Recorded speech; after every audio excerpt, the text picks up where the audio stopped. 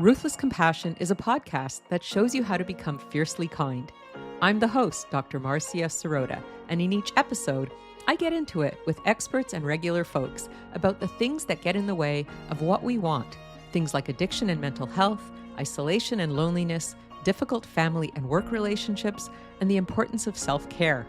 I want to help you overcome the obstacles to living your best life, and I want to inspire you to become a powerful kindness warrior. This is Ruthless Compassion with Dr. Marcia Sirota. Today, we're delighted to welcome Dr. Eva Selhub. Eva Selhub, MD, is an expert in the fields of stress, resilience, mind-body medicine, and working with the natural environment to achieve maximum health and well-being. She's a lecturer in medicine at Harvard Medical School and a clinical associate of the Massachusetts General Hospital. She was medical director and senior physician at the Benson-Henry Institute for Mind-Body Medicine at the Massachusetts General Hospital for 13 years. Eva Selhub runs a private practice as a comprehensive medical specialist and transformation consultant.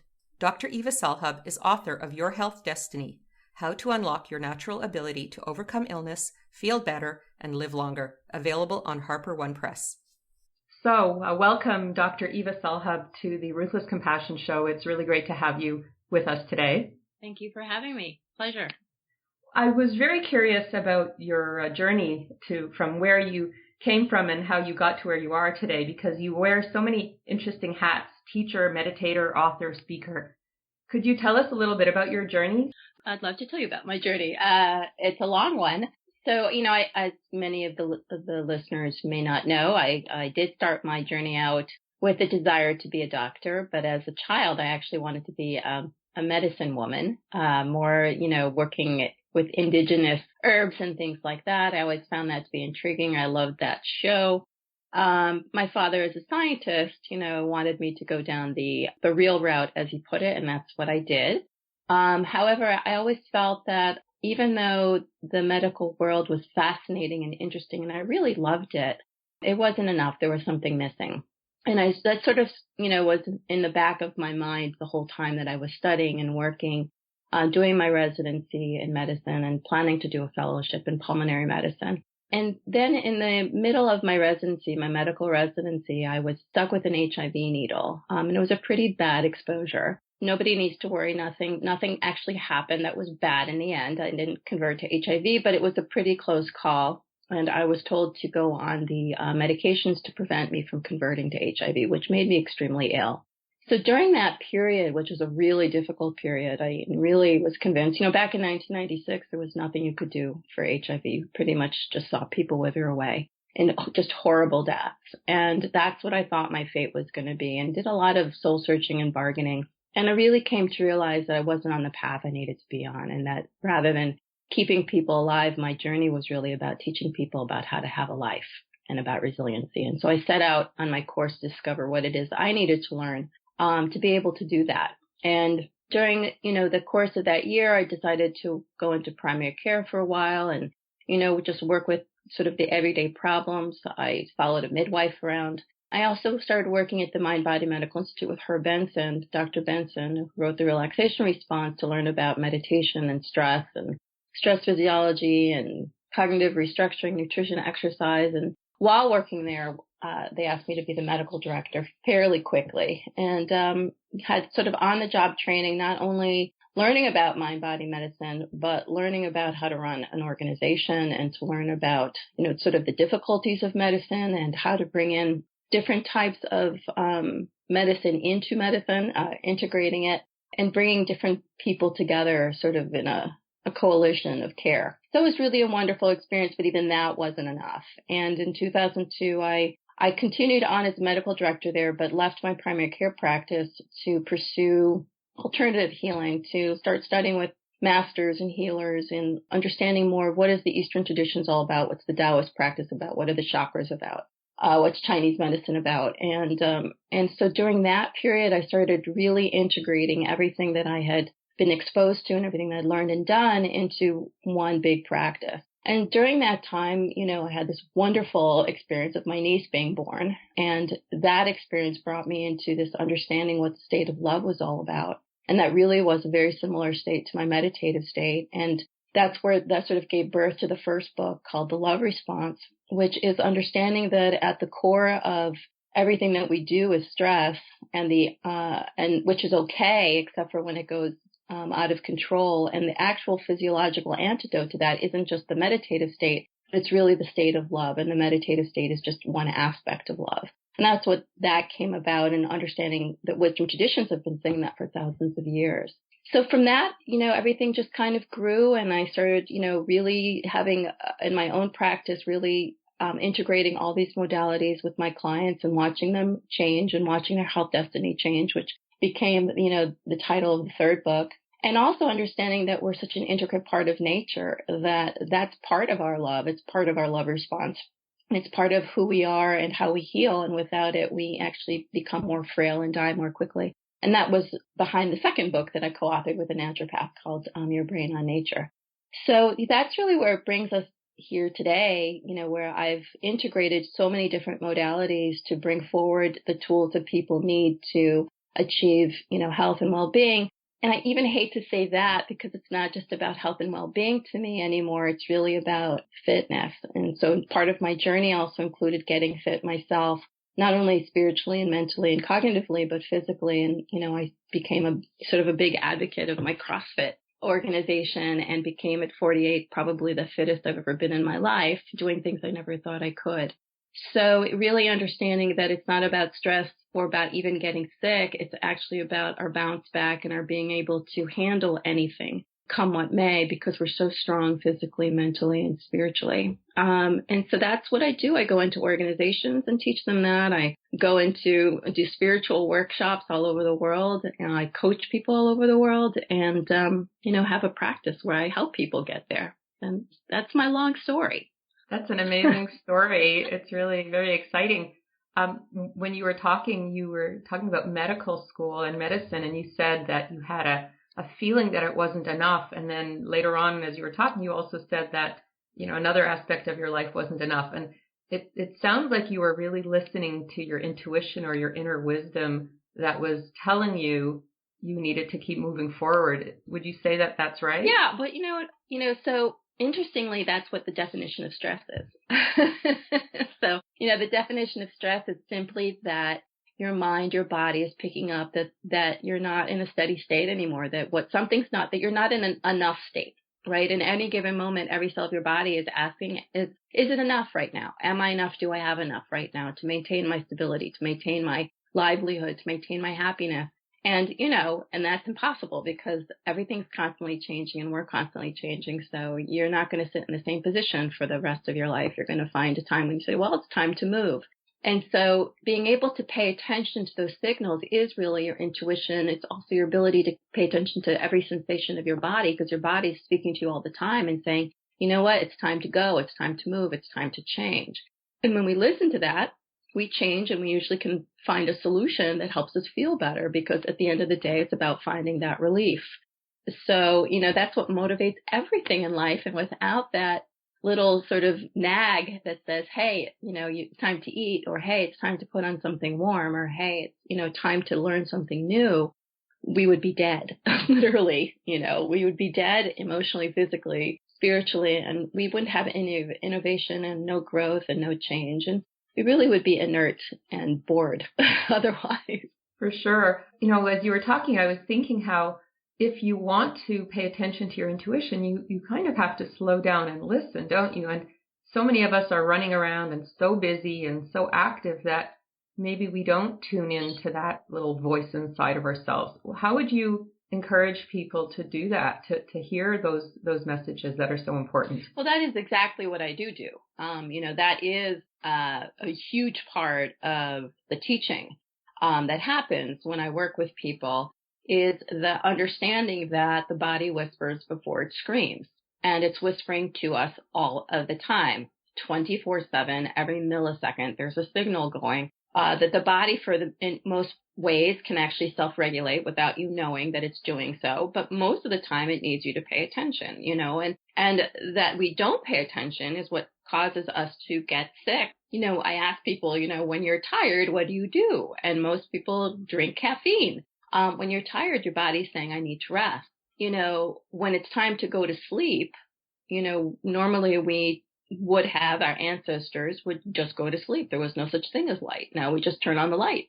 So we artificially cause ourselves to keep going for some, strange, openly or hidden agenda of becoming more than we are, because underneath we're not feeling enough, or we don't have enough money, or we don't have enough time, or we don't have enough love.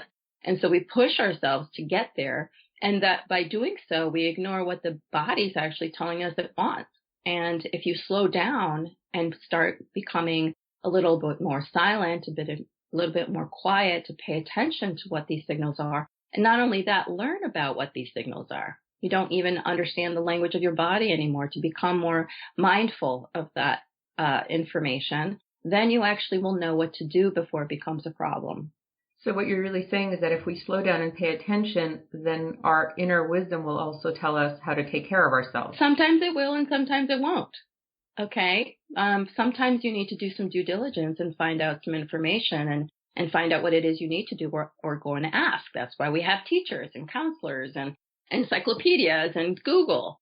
So it's going to motivate us to find out what we need to do to create a solution.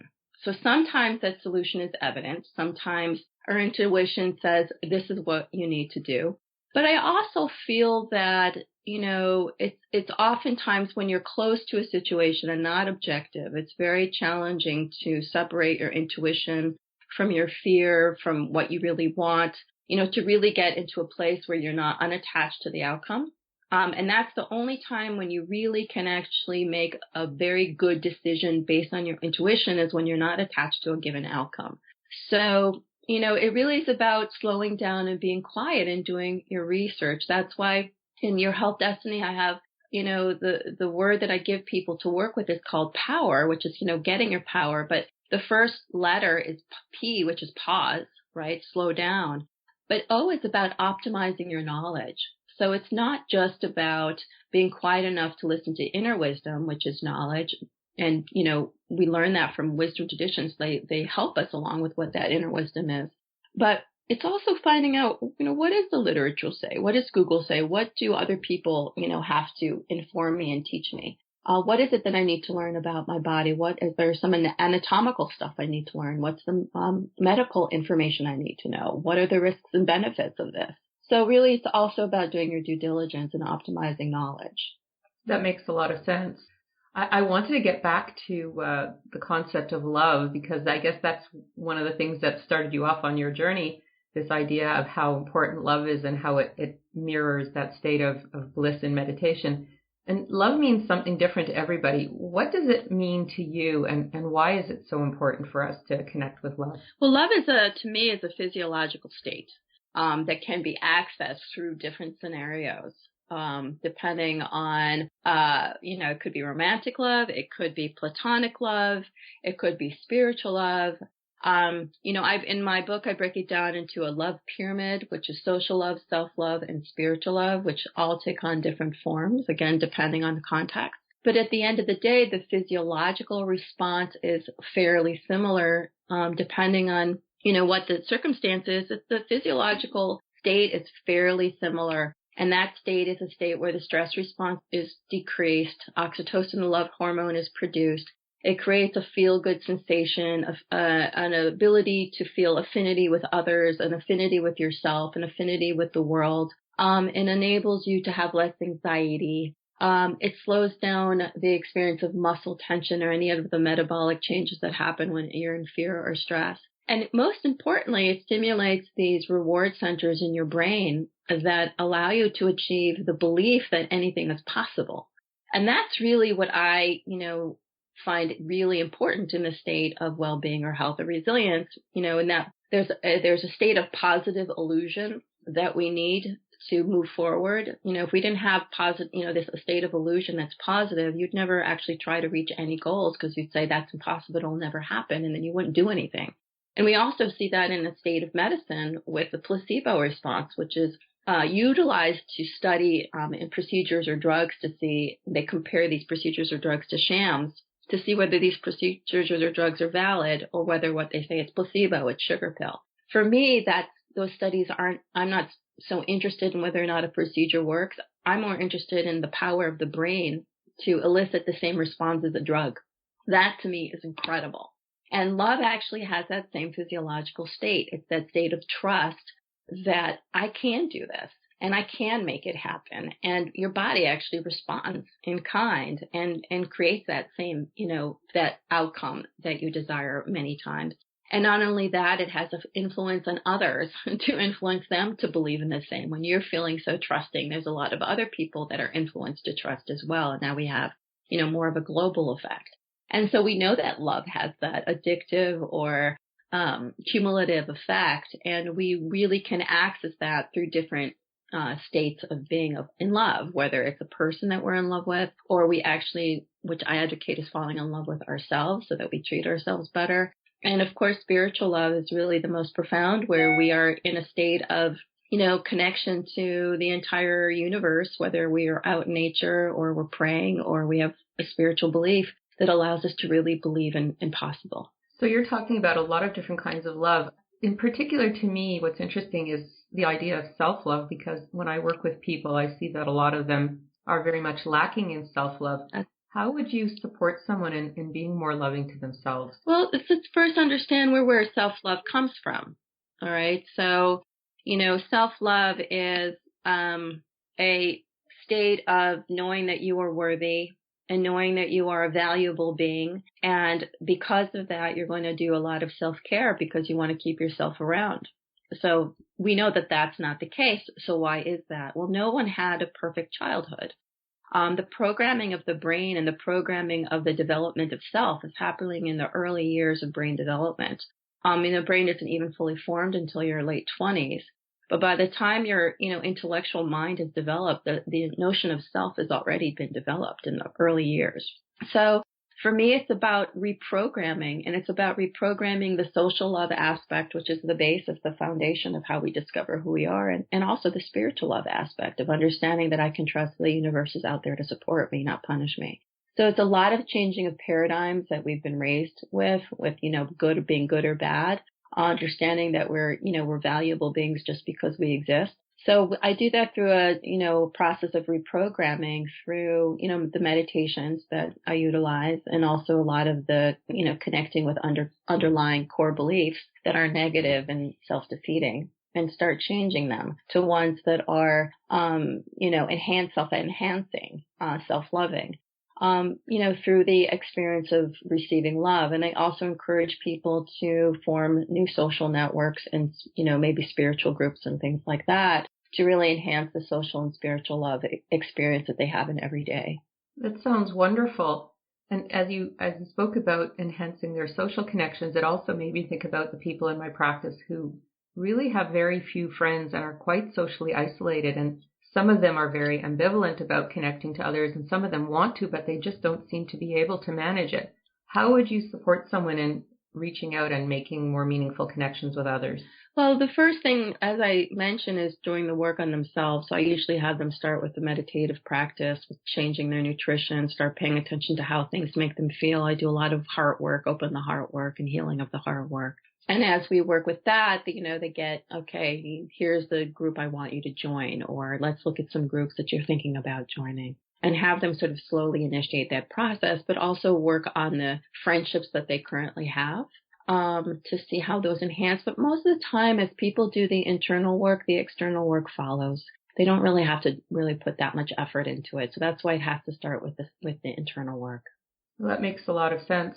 And you also talked about the spiritual work and why that's so profound. Why is that so profound, do you believe? Well, again, at the end of the day, we need to recognize that we are, beings who are connected to something much larger than we are. That the actual definition of spirituality is the profound belief that we're connected to something much larger. So without that belief, you don't have to believe in God. It's just, you can belong to nature, it's just that belief of not being alone. And so the very opposite of love is the concept of separation and being separate and alone.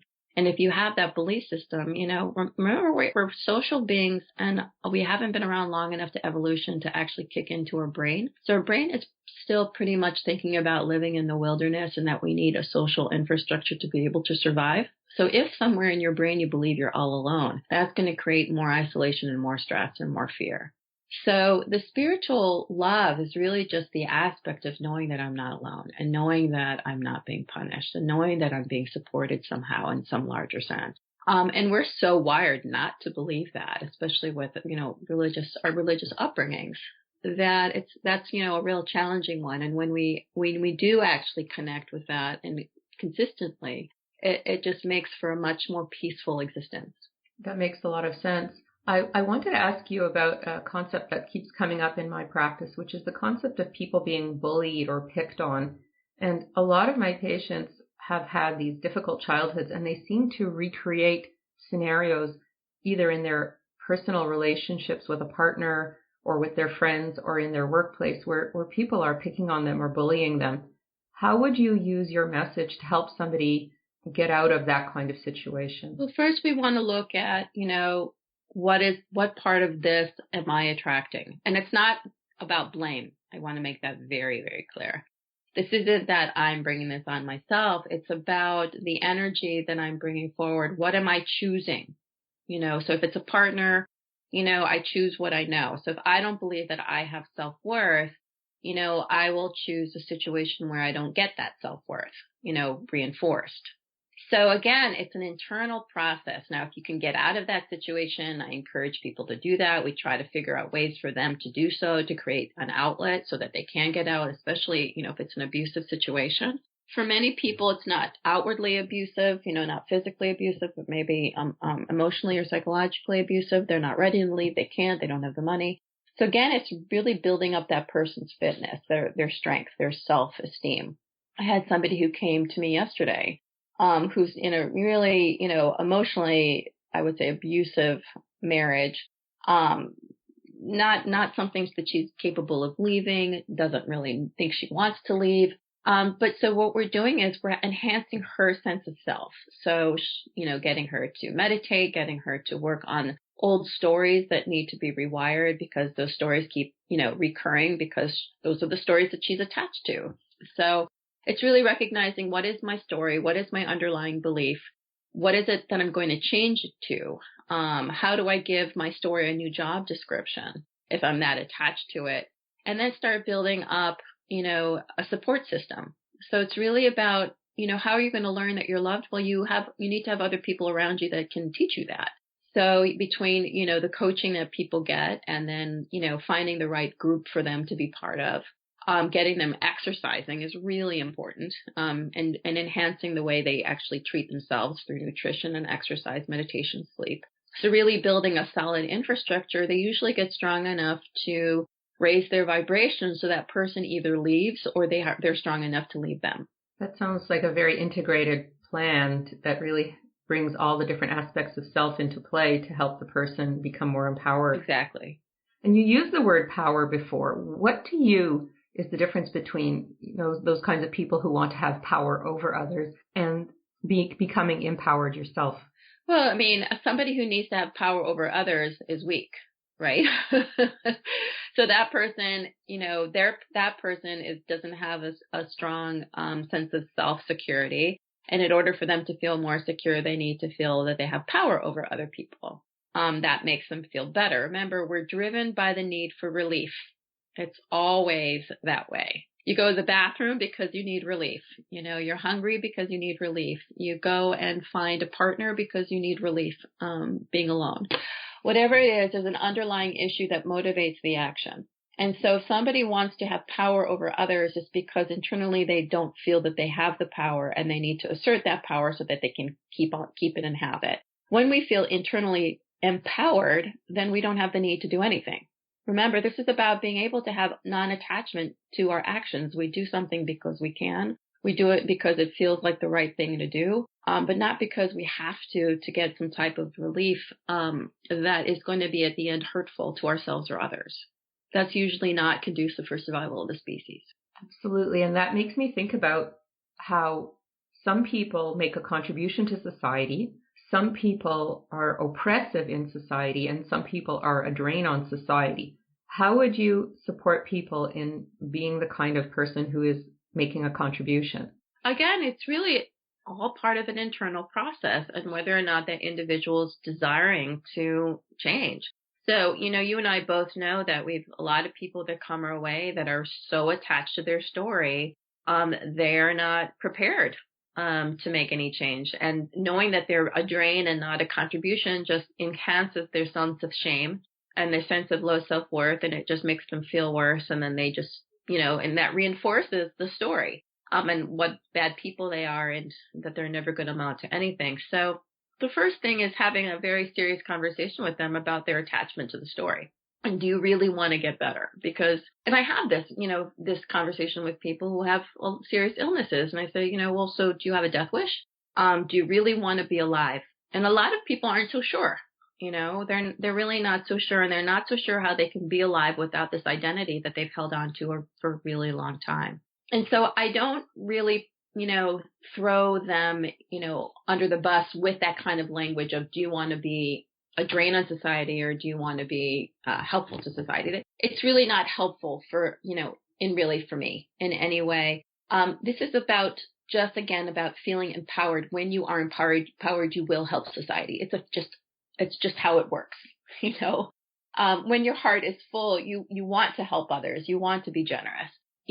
So I encourage people to pay attention to what it feels like, and I teach them what it feels like when the heart is full versus when the heart is empty, and what do you feel like you're driven to do? And they find that when their heart is full and what they're driven to do is then to be more altruistic and helpful to society, they really, really like it, and that becomes addictive. So rather than saying to people, do you want to be a drain or do you want to be, a helper? I'd rather say, do you want to feel empowered or do you want to feel weak? And once they feel empowered, they really do go out and do wonderful things. And that feels so good to them. They just want to do more. Sounds wonderful. Your latest book, Your Health Destiny, How to Unlock Your Natural Ability to Overcome Illness, Feel Better, and Live Longer. That's quite a title.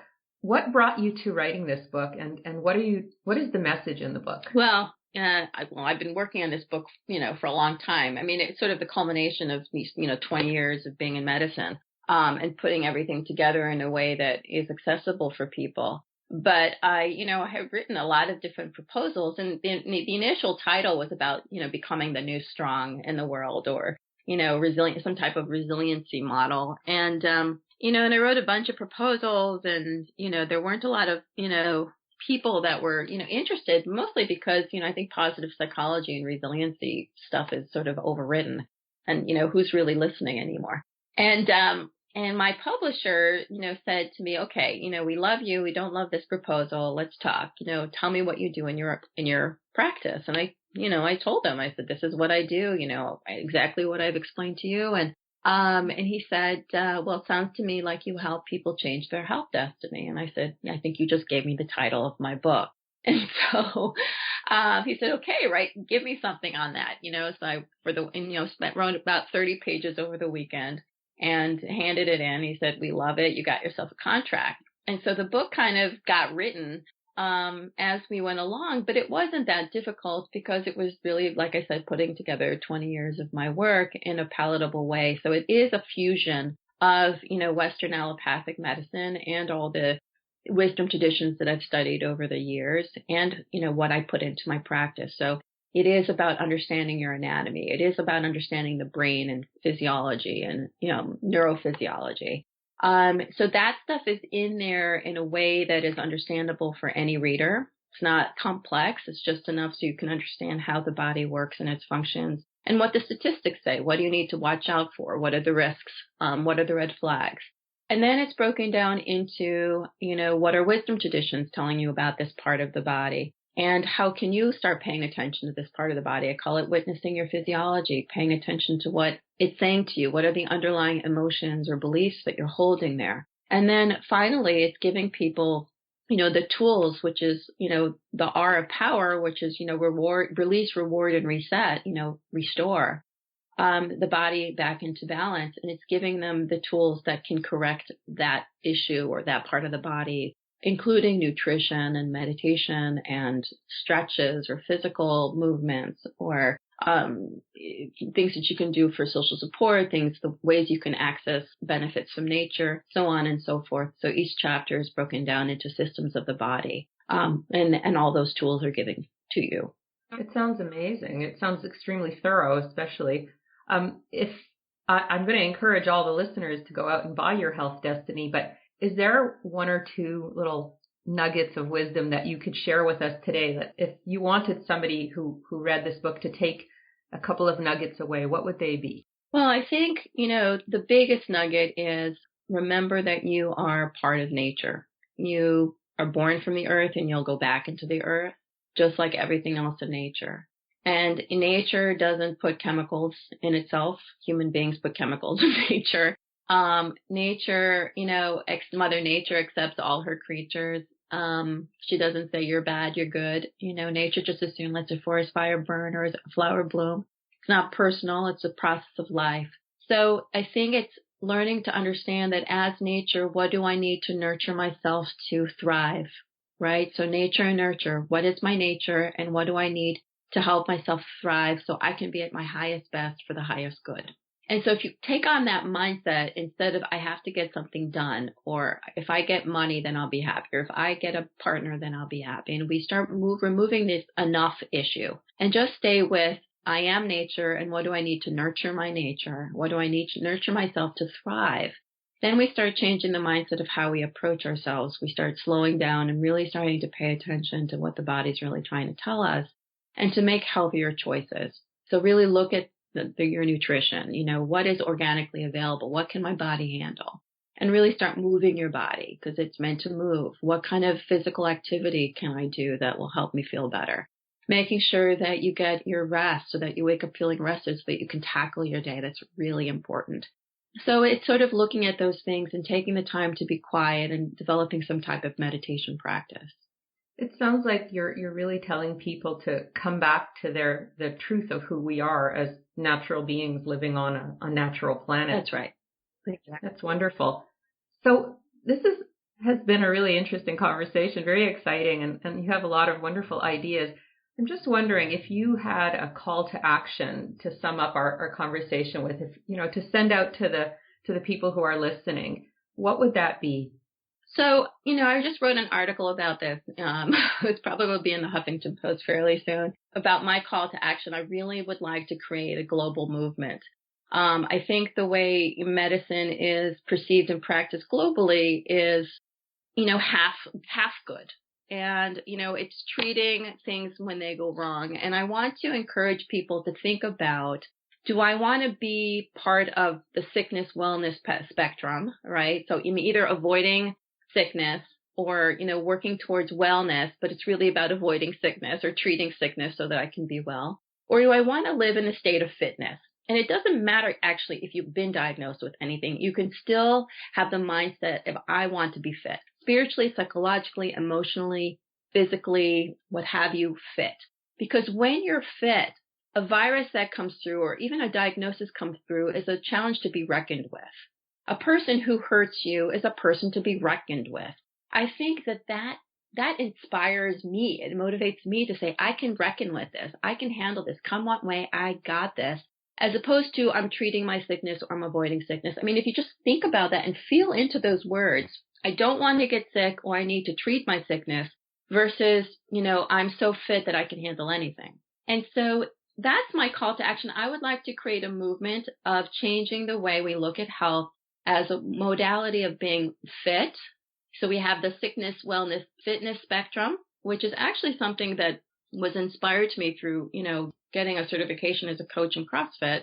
It's really how, they perceive fitness. It's not just exercise, but it's really about the whole big picture of community and love and nutrition and exercise. And, they don't have the meditation piece like I do. But, so there are organizations out there that are part of this same idea that I've been, trying to put out there, this idea of a movement of changing the way, changing medicine from the outside rather than from the inside, of creating a movement of fitness, mind, body, spirit fitness of, life is going to throw me curveballs. It's going to be stressful. Stuff happens, but I got this. I'm okay and I'm going to be okay. It's very inspiring. It's really, very moving actually to hear it. Right. And I think that if we all walked around with that mindset, I think we'd have a lot less illness. Absolutely. I'm pretty sure you're correct. Might even have world peace. Okay, well, that's a very interesting point. How do you see world peace connecting to this idea of fitness? Well, think about it. I mean, you talked about one person trying to have power over the other. That really just comes down to politics or, what we use for reasons to have war, reasons to pollute our planet, and reasons to hurt one another. I mean, where does greed come from? These are all very basic human emotions, and the way human beings have been since, time began that we were in existence. But it's really about saying, if I didn't have that fear of annihilation or disempowerment and thinking that something or someone was taking over and needed to have that power, if I felt empowered within myself and fit within myself, would I really need to do all these things?